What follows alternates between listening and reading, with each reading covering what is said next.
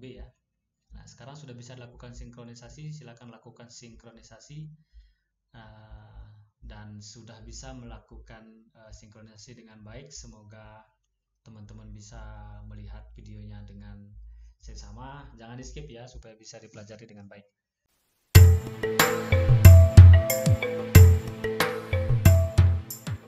Assalamualaikum warahmatullahi wabarakatuh. Selamat pagi teman-teman operator, teman-teman proktor, teman-teman guru honor.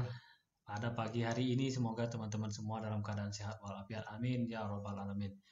Baik teman-teman semua, pada pagi ini saya mau berbagi kepada teman-teman cara mudah atau cara simpel ya untuk melakukan sinkronisasi untuk Dapodik versi 2021B, karena banyak teman-teman yang agak kelimpungan ya atau agak bingung dalam melakukan sinkronisasi. Kenapa nih akun kepala sekolah tidak ada, kenapa tidak bisa sinkron, hanya tarik data gini bla bla bla, banyak yang bertanya. Jadi teman-teman, langsung saja mari kita lihat cara untuk melakukan sinkronisasinya. Silakan buka Dapodiknya, kemudian kita masuk ke peran operatornya. Ketika sudah masuk, nah di sini ada beberapa perubahan yang terjadi, ada dua pembaharuan dan ada 9 perbaikan pada versi 2021B dari 2021A. Ini silakan ditutup saja. Pada 2021A kemarin, ini sudah versinya 2021B ya. Pada 2021A kemarin di bawah validasi ini ada tombol sinkronisasi. Nah, pada hari ini tidak ada lagi tombol sinkronisasi. Ketika kita masukkan pun akun kepala sekolah, beralih ke akun kepala sekolah, dia biasanya masih belum ada, hanya GTK ya, tidak ada muncul tombol sinkronisasi. Jadi langsung saja teman-teman caranya. Yang pertama kita masuk dulu ke pengaturan. Nah, di pengaturan ini kita masuk ke manajemen pengguna ya. Nah, di sini kalau kemarin kan kita tukar pengguna untuk kepala sekolah, kemudian bisa masuk sinkronisasi. Atau bisa kita coba masuk ke tukar pengguna, kita masukkan kode registrasi sekolah.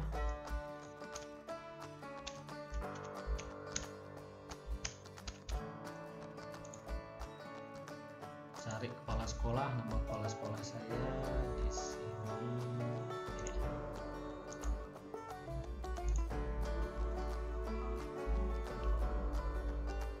Yap, di sini kemarin semestinya ada, sekarang tidak ada, hanya ada beranda, GTK dan nilai yang muncul, tidak ada pilihan sinkronisasinya. Kita kembali lagi teman-teman.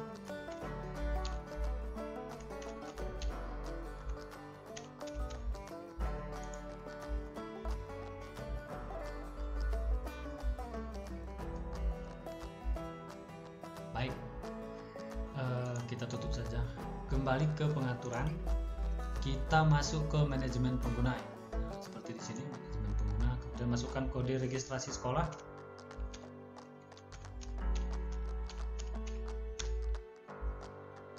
Yap, di sini proses bisnis alur penginputan GTK merangkap operator sekolah. Di sini disebutkan ada beberapa alurnya teman-teman.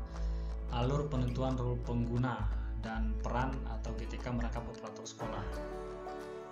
Diperuntukkan bagi operator yang menggunakan email yang sama dengan data individu GTK. Nah, di sini ada 5 langkah ya yang disarankan untuk melakukan dalam pelaksanaan, dalam pemakaian aplikasi Dapodik 2021B.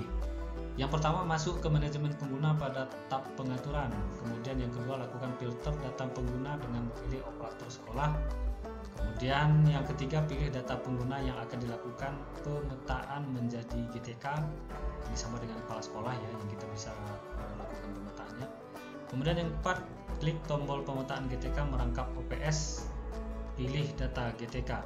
Yang terakhir, tahap terakhir, berikan tambahan hak akses PTK di menu hak akses. Nah, jadi baik, silakan di sini ya ditutup. Kemudian di sini kita berikan hak akses kepada tentu hanya kepala sekolah ya. Selain kepala sekolah, sebaiknya jangan diberikan hak akses untuk menginput atau untuk kalau ada kendala kita jadi kelimpungan. Jadi berikan hak akses kepada saya, kepala sekolah saya ini ya. Ini. Kemudian beralih kemari kita berikan hak aksesnya. Di sini tadi manajemen pengguna ya. Kemudian di sini hak akses atas nama Polan. Tambahkan perannya. Yap, tambahkan perannya. Kemudian di sini kepala sekolah. Setelah kita tambahkan perannya baru simpan. Data pengguna telah diperbaiki. Itu ya bahasanya tadi saya kurang baca sempat. Jadi setelah ini kita tambahkan peran kepala sekolah. Nah setelah itu kita balik lagi ke tadi. Kita kembali ke tukar pengguna.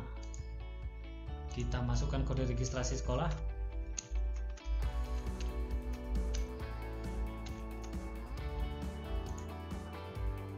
Kita pilih kepala sekolah,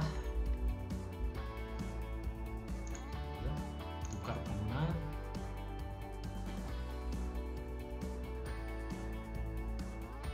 Oke, di sini sudah muncul tombol validasi dan sinkronisasi. Kalau tadi kan tidak ada ya, hanya ada GTK, nilai dan profil pengguna dan tentang yang tadi.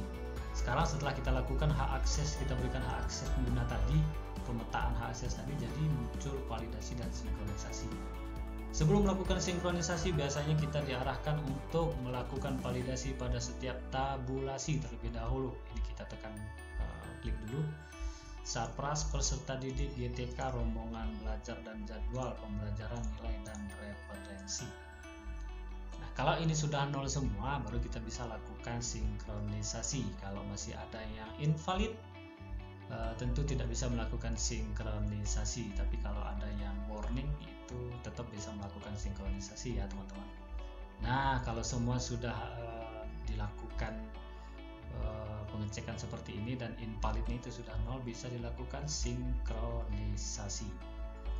Nah, seperti biasa informasi sinkronnya oleh sekolah di sebagai penanggung jawabnya, kemudian ini lembar konfirmasinya. Lanjut kita lakukan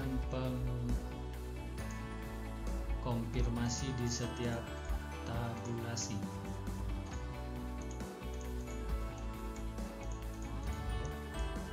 Semua dicentang ya teman-teman, kalau tidak semua ini nggak bisa ya.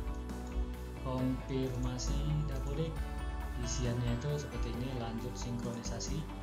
Lanjut, Anda yakin akan mengirimkan data-data tersebut? Iya.